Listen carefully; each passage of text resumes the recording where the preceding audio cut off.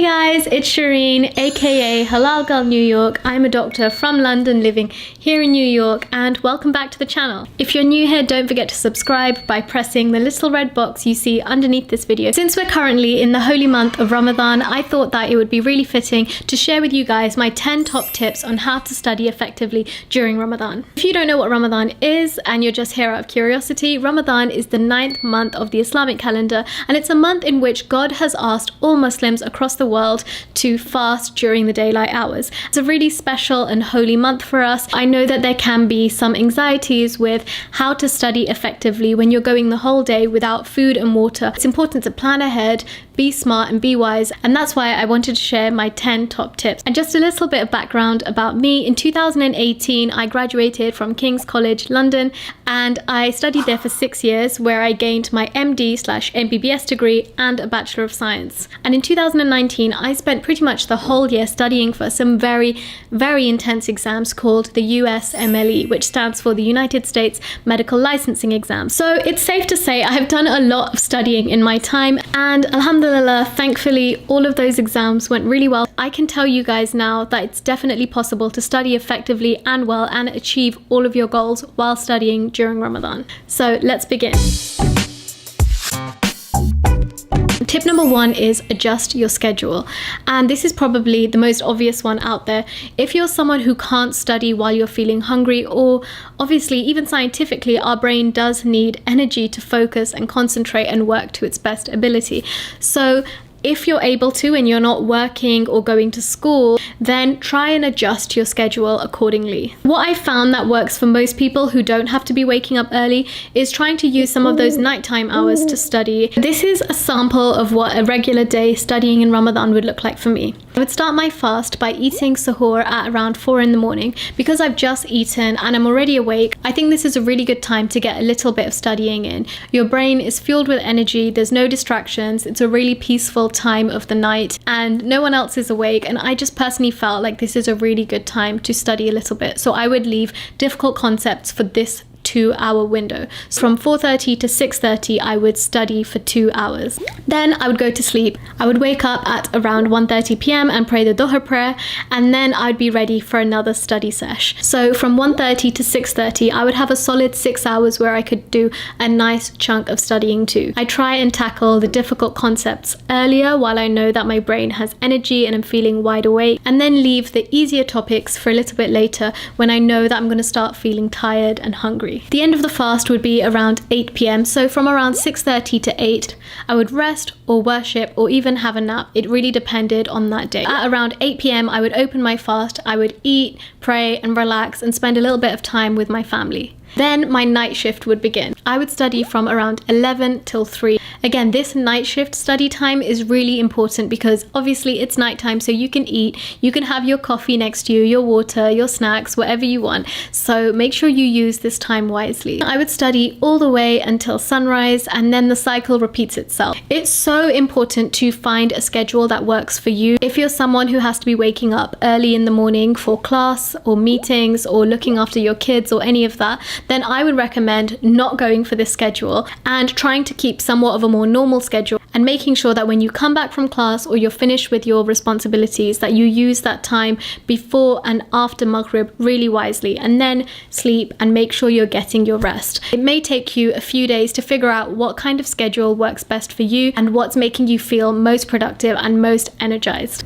Tip 2 is all about communication. Make sure you're telling your teachers about Ramadan, not so that you can use it as an excuse or anything. No one should ever be doing that, but you may find that your teachers might be a little bit more understanding. If half the class is sitting in exam maybe on one day and the other half are sitting on another day that doesn't fall into Ramadan, they might be able to switch you around and be more understanding. On that note, if you have control over when you can schedule your exams, for example the USMLE exam, make sure you're planning ahead and checking when Ramadan is, so that it doesn't necessarily fall in Ramadan. Obviously, if you don't have the choice, like my med school exams, they're all on a specific set date, and some of my exams did fall in the middle of Ramadan. There's nothing you can do about that, but I am going to give you some tips that might help. Tip number 3 is all about setting your intentions. Because Ramadan is a holy month and it's one in which we would like to connect more spiritually to God, and we also want to increase our worship, sometimes when you have a huge commitment like studying for a really important exam, it can feel like we might be missing out on all of those blessings of this holy month, and it can really make you feel kind of down about it because so many of us look forward to Ramadan and look forward to building that spiritual connection with God. And this is where your intentions kick in. As you know, a lot of Islam is about your intentions. One thing that really helps me when I have to study in Ramadan is figuring out what my intentions are for studying for this exam. For example, my USMLE, I studied really hard for it so that I could pass it. I wanted to pass it so I could apply for a residency training job here in America. And I wanted a residency training job so that I can help people and fulfill my dream of being a doctor and make a halal income and help people along the way. If you just take a minute out every time you sit at your desk to start studying and really reflect on your intentions, and then have full certainty that God will accept these pure intentions as an act of worship and put blessings in your time, it can really help with that feeling that you're missing out on the barakah of Ramadan. Moving on, number 4 is your prayers. For those of you who don't know, Muslims are required to pray 5 times a day. Just as fasting is obligatory for all healthy Muslims, so are your 5 daily prayers. So I wouldn't recommend missing these. I get super stressed with exams, and these 5 minutes of prayer time really help me reflect, take a step back and look at the bigger picture. Speak to God, tell him that you're really struggling on a specific topic, ask him for help, ask him for guidance. I'm not trying to say that you can swap out studying and replace it with praying. You can't just pray for a miracle and expect your brain to just have all this information without actually studying for it and trying for it. You have to do both. So study hard, but also pray to God. Ask him for success in your ventures, in your exams, in your studies. And that's during Ramadan and outside Ramadan as well.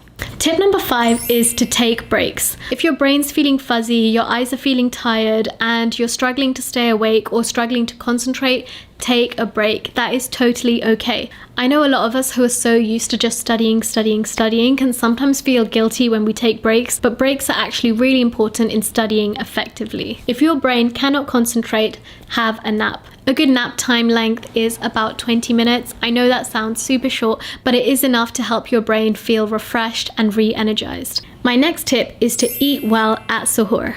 It can be tempting to just skip suhoor because you don't want to wake up in the middle of the night. Our bodies and brains really need that nutrition and energy. It helps to have a meal that consists of slow release carbohydrates and also protein. One smoothie that I've been trying is a banana, strawberry and date smoothie. Make sure you're also using suhoor to rehydrate. Dehydration is one of the number 1 causes of headaches. You don't want to be waking up in the middle of the day with a pounding headache and feeling super dehydrated. I've linked a few websites in the description box with some really yummy recipes that you can try out for suhoor. My next tip is don't overeat at iftar time. I know it sounds crazy for me to tell you not to eat everything that you've been daydreaming about throughout the whole day while you've been fasting, but for me personally, I've always found myself to feel really groggy and super sleepy if I overeat at iftar. You end up going into a full-on food coma, and that's not great for your concentration. What I recommend is having a small portion of food at iftar. Your body doesn't need as much food as your brain is telling your stomach that it needs. And if I'm hungry again, I'll go and have another plate of food. My next tip is to study with company. Obviously right now while we're in quarantine, it's difficult to actually physically study with friends who might also be fasting, and you can feel like you're all doing this together. You're all fasting and studying, which is normally great and a great source of motivation. But don't forget, we still have the internet. So one thing I used to do when I was in long distance with my husband, we would FaceTime each other and then prop up our phones, mute ourselves and just sit and study. I think this method can really help with your motivation, especially during Ramadan, where you might feel like you're the only one having to study while fasting. Tip number 9 is discipline. And I know this doesn't really sound like a piece of advice, but in all seriousness, sometimes in Ramadan we can feel a little bit hard done by if we have to study and refrain from food and coffee and all of that. So sometimes we can let our guard down, and it's totally okay to forgive yourself if you've had a bad study day, and it's totally okay to adjust your goals and your expectations during Ramadan. But having discipline is so important when it comes to studying. So sometimes you just have to really give yourself some tough love and make sure you get back to your desk. Don't forget, there's so many people around the world right now who are studying and fasting. You can do this, you guys. I did it, my friends did it. So many people I know have studied during Ramadan and have come out with amazing grades. There is no doubt that studying during Ramadan takes a lot more willpower than studying during another day. Sometimes when you know you can just have a bag of crisps next to you and munch on those while you're studying, you just feel a bit better about yourself because it feels a bit more chill. But honestly, holding on to that discipline is so important during Ramadan. So many people ask me what my secret to doing well in school and exams is, but honestly, nothing beats hard work. And tip number 10 is don't forget to make dua. Who better to speak to when you're stressed about an exam, a concept isn't sticking into your head, than to speak to God. Just as a general pointer, throughout medical school, before I started studying for any exam, I would always make specific du'as that are tailored towards helping you in your studies. I've linked some in the description box if you're interested. Once I found those prayers that I really liked, I would print that page out and I would just stick it right in front of me while I was studying. That reminded me that whenever I started my day out by studying, or I returned from a break and needed to start studying again, that I would just have a quick look at that piece of paper and read out the du'a. And having full faith that God is hearing you when you're saying these du'as, I found it really comforting. By reading a du'a, it's not going to magically mean that you know all the information that you could possibly need, but sometimes if you really are struggling on a topic and then you read a du'a, I found that the next time I come to it, I've just kind of understood the concept a little bit better. So it's important to not underestimate the power of du'a. And if you don't want to find a specific one in Arabic, remember that God speaks every language in the world and he understands you and he hears you. If you're not Muslim, or you are Muslim but you're not used to incorporating as many practices into your daily life and your routines, some of what I've said might sound a little bit strange because my religion is such a huge part of not just my everyday life but also my identity. I couldn't really ignore these points that really added value to me. If you personally have different beliefs and don't share the beliefs as me, that's totally okay. I still appreciate you watching this video and maybe you even learned something new about Islam. But regardless of what your religion or beliefs are, I do think it's really important to be respectful and mindful. So they are my top 10 tips for how to study effectively during Ramadan. At the end of the day, everything is in God's hands, so at least you can feel rest assured knowing that all you can do is try your best, and that's all that anyone really expects of you. And just to recap, we had adjust your schedule, tell people you're fasting, don't forget to set your intentions, don't forget about your prayers, take breaks if you need them, eat something healthy and wholesome during sahur, don't overeat at iftar time, study with people who are in the same boat as you and who might also be fasting, don't forget that you will require discipline, and finally, don't forget your du'as and to pray for success in all that you do. I really hope that you enjoyed this video. I hope you found the tips useful. I hope you're able to implement them into your life, into your study session. And I really pray that all of you guys, whatever you're studying for, I hope that you smash it. I hope you do amazingly and achieve all your dreams and goals. If you enjoyed this video, please give it a thumbs up. Don't forget to comment your advice or your tips if you're studying. And if you're new, don't forget to subscribe. I have so many cool and fun ideas coming your way. And if you want to connect, you can follow me and message me on my Instagram page, which I have linked in the description box. Thank you so much for watching, and I will see you next time.